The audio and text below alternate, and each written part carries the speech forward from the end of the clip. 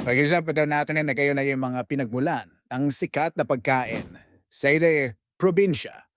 Kung hindi ka pala naka-follow, follow na.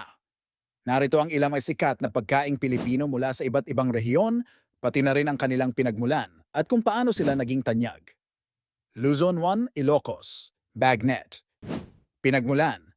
Tradisyonal na putahe ng mga Ilocano, kahawig ng lechon kawali ngunit mas crispy. Pagsikat.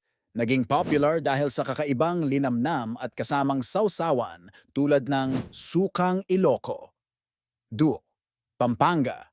Sisig pinagmulan, gawa sa tinadtad na inihaw na ulo ng baboy at atay na imbento ni Aling Lusing noong 1970s. Pagsikat. Naging pambansang pulutan at may iba't ibang bersyon sa iba't ibang bahagi ng bansa.